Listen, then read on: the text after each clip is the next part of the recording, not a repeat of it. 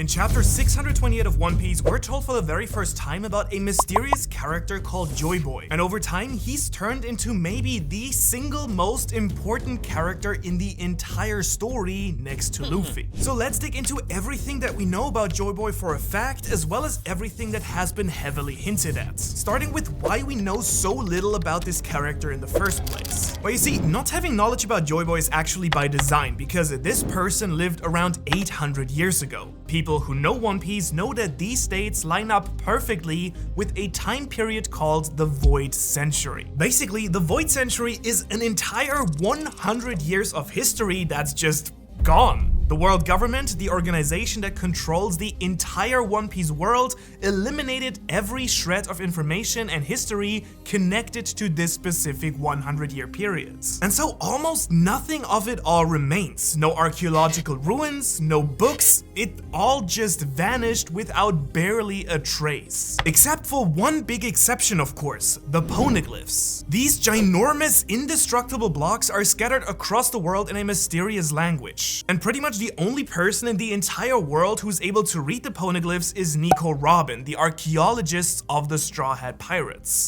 And so it's thanks to Robin reading a poneglyph that we first heard the name Joy Boy in the series. While the crew was on Fishman Island, Robin read a poneglyph there and told us that it described a promise between a man named Joy Boy and Poseidon from over 800 years ago. In case you don't know, Poseidon is this mermaid princess here, and it's one of the 3 ancient weapons whose power is always reincarnated through the Fishman royalty of the Fishman Island country. Whoever holds the power of Poseidon can command the Sea Kings, gigantic, super powerful sea creatures. And right now, the power of Poseidon belongs to the mermaid princess 𝙻𝚎𝚐𝚐, who Luffy saved during the Fishman Island arc. Always leave it to Luffy to save a princess. Now, the promise between Joy Boy and Poseidon 800 years ago had something to do with using the Sea Kings to lift up a massive ark called the Noah that sits at the bottom of the ocean. We don't really know, but it probably involves bringing the fishermen to live among the surface along with the other races of the One Piece world. However, for an unknown reason, Joy Boy was unable to hold up to his side of the promise. And so this poneglyph actually doesn't have any historical record on it, but is simply an apology to Fishman Island. It was also around this same time that Joy Boy was also partners with Zunisha, a massive elephant. And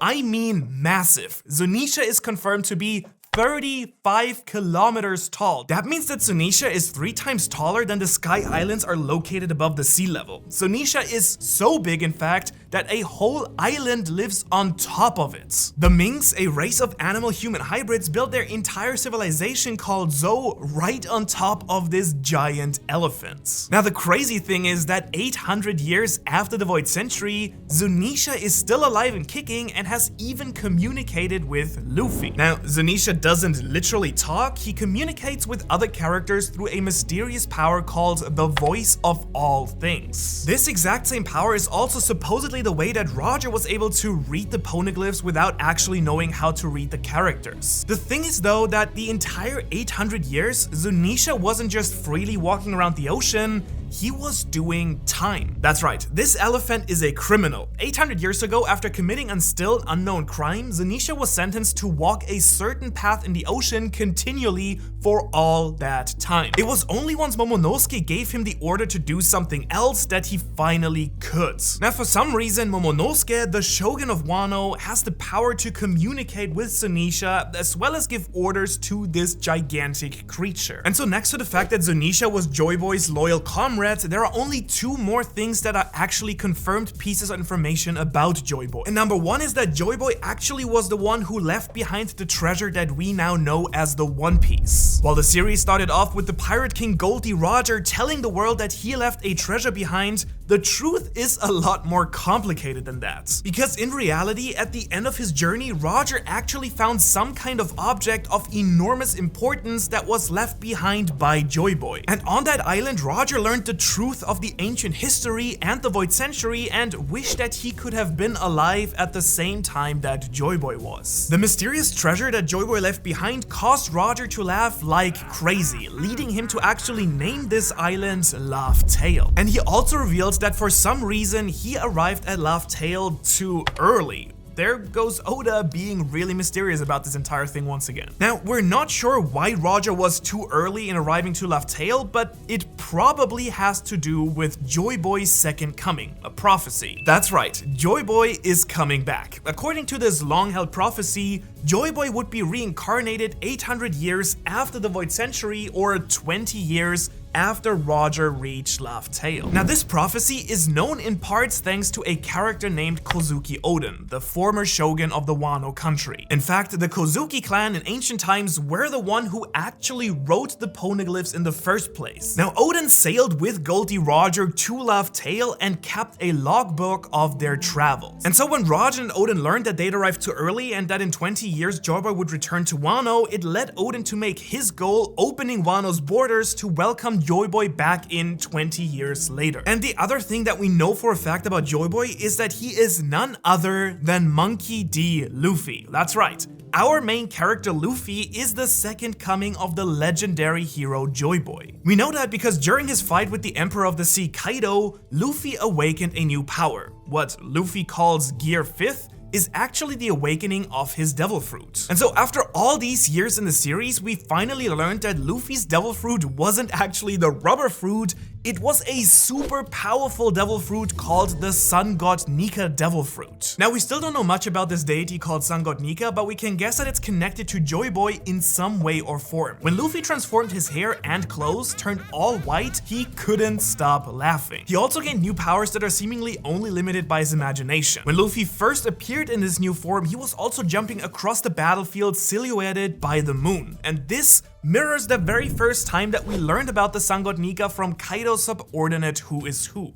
Because this guy doesn't only have a really strange name, but he also tells us that while he was in prison, fellow inmates would tell hopeful tales of a liberator called the Sun God Nika. And during this explanation, we also saw a figure with a very similar silhouette to Gear 5 Luffy. However, when Luffy finally awakened this form, Zunisha, the giant elephant, said something really fascinating. He said that he could hear the drums of liberation, seemingly referring to Luffy's heartbeat. And he then announced that Joy Boy has returned. And so clearly, Luffy, Joy Boy, and this Sun God Nika are all super closely related somehow. Now, it is kind of ironic that Luffy awakened this Joy Boy form while fighting Kaido, because it seems like Kaido was trying to find Joy Boy or possibly even become Joy Boy himself through his entire life. It was hinted at a lot that he might have chosen Wano as his base of operation because the prophecy hinted that Joy Boy would appear in Wano first. Kaido's right-hand man, King, had told him the legends of Joy Boy long ago, and Kaido seemed to become fascinated with the prophecy and legends of Joy Boy freeing the world. Now, Kaido almost defeated Luffy several times during their massive battle. After one defeat, he dropped Luffy into the sea, stating,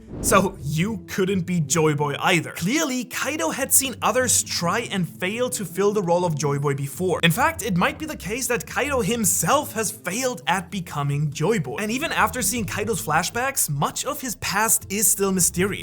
In retrospect, it seems that he was obsessed with being the strongest, with creating warfare all across the world, and with being the strongest crew in the entire ocean because he wanted to bring about the return of Joy Boy. That's why he followed this rule of survival of the fittest. After all, part of the prophecy of Joy Boy's return involved Wano country and its borders opening. That's because Wano had closed its borders for centuries and was basically isolated for the rest of the world. Joy Boy, someone who spreads joy and happiness, and the Sun God Nika, who represent freedom, as well as the drums of liberation. All of these are connected in ways we can't quite understand yet. However, since it's still such a mystery that gives the fanbase a huge opportunity to make awesome theories about how Joy Boy will play a part in the story, we gotta talk about a few of those. But before we get into those, if you don't want to miss any updates on Joy Boy or One Piece in general, this would be a great chance to subscribe to the channel if you're enjoying this type of content. First off, let's look at the likely origin for Joy Boy, because Oda might actually be drawing on history when creating the idea of Joy Boy in One Piece in the first place. Because the idea for Joy Boy very likely comes from the Haitian god called, well,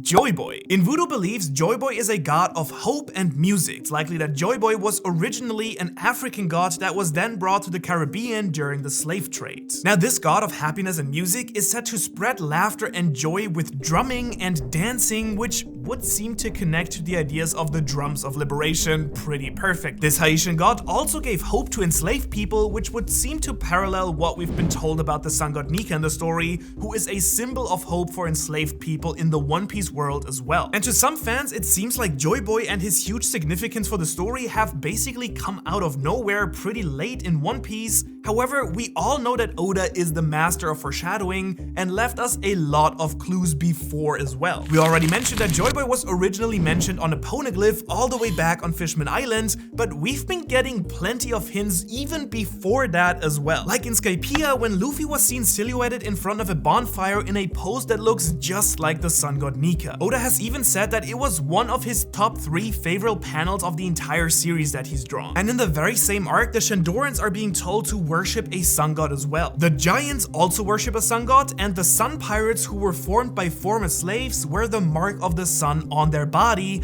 an early hint about slaves praying to the sun god Nika for their freedom. Now, all of these oppressed people are awaiting the dawn of the world, a dawn that can only come with the arrival of the sun. So now let's talk about some of the craziest theories about this legendary character. First off, did original Joy Boy also wear a straw hat? You probably recall that in a frozen cellar on the castle 𝙻𝚎𝚐𝚐, the capital of the world government, the secret ruler of the world government, Imu, keeps a massive straw hat in a frozen basement. But why? Did this secret object belong to the first Joy Boy, Luffy's predecessor? And what then is the significance of the smaller straw hat that was passed down from Roger to Shanks and then to Luffy? Also, what did Joy Boy really do that was so significant? We have so little information about him that it's really hard to say what he might have done. Could he have been the ruler of the ancient kingdom that went up against the world government? The story has recently revealed that the ancient kingdom was technologically super advanced, so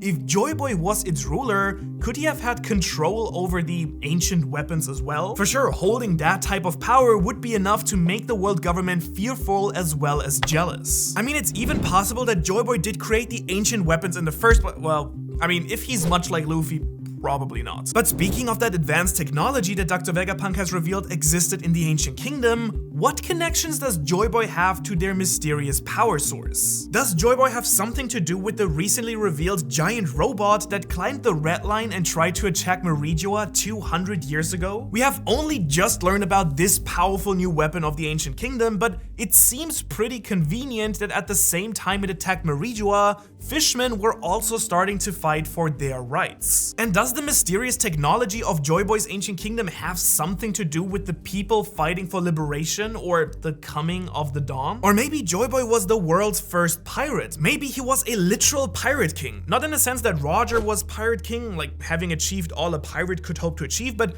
Joy Boy might have been the actual ruler of a giant pirate kingdom. So it would make a lot of sense that the world government, which was 20 kingdoms back in the time, would try to erase his existence. He was their enemy in their war for supremacy over the One Piece world. In addition, if he was a pirate, it would only make sense that the world government would outlaw piracy, even against pirates who don't steal or harm any of the people. And it's also very possible that Joy Boy had the exact same dream to Luffy, wanting to spread freedom and joy around the world. Maybe he united all of the oppressed races of the One Piece world in one country. Because if Joy Boy or the sun god Nika are beacons of hope for all the enslaved and suppressed people, perhaps his dream was to bring people together and prevent any form of discrimination or hate. For instance, the promise to the fishmen might have been to use the Ark Noah to bring them to the surface so that they could live under the sun alongside the humans, a dream that all the fishmen have had for centuries. Perhaps the Minks wouldn't have had to hide on Zunisha's back anymore and could also step into the light as well. And maybe Luffy will be able to keep the promise that the original Joy Boy broke. Also, if the original Joy Boy had a giant straw hat, does that mean that Joy Boy was a giant? And if he lived that long ago, could he have been an ancient giant? In fact, there is some pretty strong evidence that Joy Boy could have been Ors, the giant zombie that the warlord Gecko Moria revived, or one of his predecessors. After all, if Joy Boy had a giant elephant and a giant straw hat,